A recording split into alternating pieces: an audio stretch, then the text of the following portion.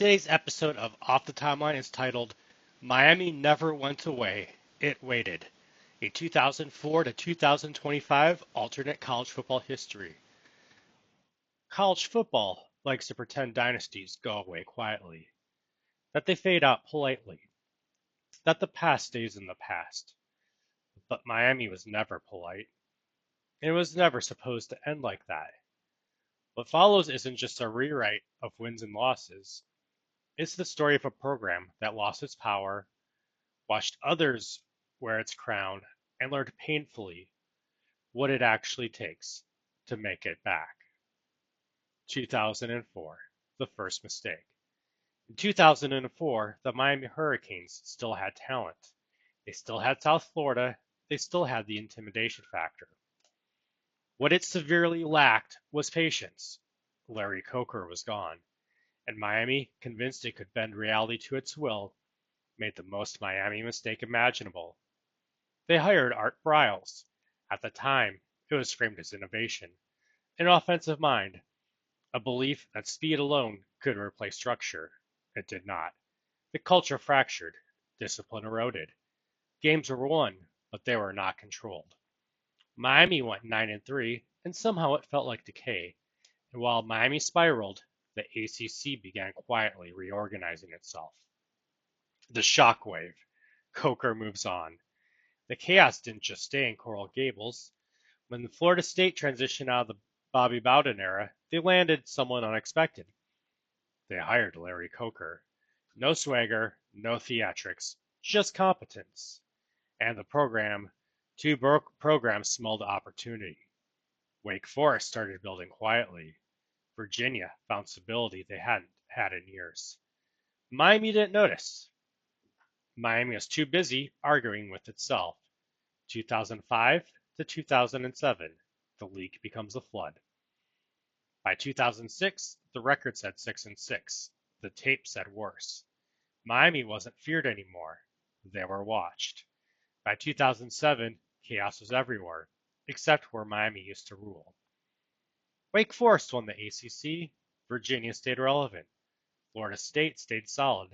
And one other program made a decision that would haunt Miami for a decade. Clemson decides to believe.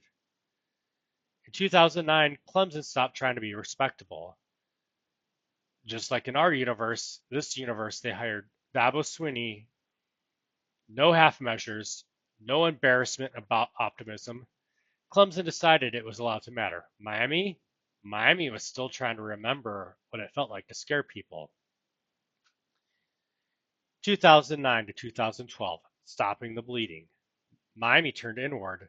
Just like in our universe, they hired Randy Shannon, a fixer, not a visionary. The defense returned, the discipline improved, the edge dulled. 8 wins, 9 wins. But no fear. Miami wasn't broken anymore, but it wasn't Miami. And while the Hurricanes stabilized, Clemson surged. By 2011, Clemson wasn't a novelty. They were an ACC champion. By 2012, they were knocking on the national door. Miami was no longer chasing ghosts. They were chasing Clemson. 2013 to 2016, relevance without power. Miami tried structure again, and parallel to our universe, they hire Al Golden. The results were clean. The margins weren't. 9 wins here, 8 wins there. While Miami treaded water, Clemson exploded, and Florida State, once comfortable, began to feel pressure. That pressure cracked something important. Jimbo leaves early. After the 2017 season, Jimbo Fisher looked at Clemson's rise, Florida State's inertia, and decided he wasn't waiting around. He left Tallahassee early, headed west, and took leverage with him. Florida State fell faster than anyone expected, and Miami saw opportunity. 2016 to 2019, the Richt interlude. Miami hires Mark Richt, and for a moment, just a moment, it felt right. In 2017, Miami went 11-1. The swagger came back, the chain came back, but Clemson stood in the doorway. Every time Miami reached, boom, Clemson closed the gap. By 2019, the window closed again. Miami did not need healing. They needed audacity. 2020, the decision that changed everything. Miami made the most dangerous decision possible.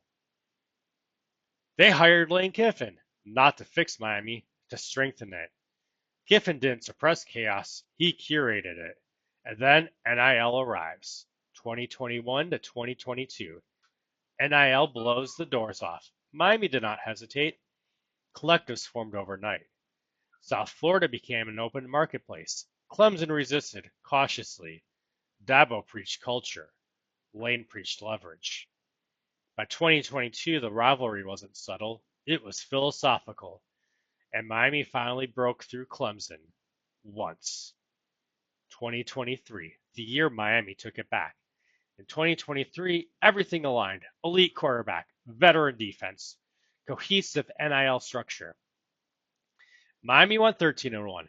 They took the ACC. They won the semifinal and the national championship. Not nostalgia, not branding, reality. For the first time since 2001, Miami were national championships. 2024 to 2025. No dynasty, no apology. Miami didn't become Clemson. They didn't become Alabama. They became something else. Dangerous, relevant, unavoidable. Clemson adjusted. Dabo evolved. Just enough. And by 2025, the ACC had two kings, not because the conference was weak, but because it survived the storm first. Miami never went away. It lost control. It lost patience. It lost its grip on inevitability. And then, in the era where money was honest, where power stopped pretending it was moral, Miami remembered who it was. Not a dynasty, a threat. And in college football, that's often worse. If you like this universe, if you believe Miami was never truly gone, like, comment, and subscribe, because college football alternate history is not finished yet.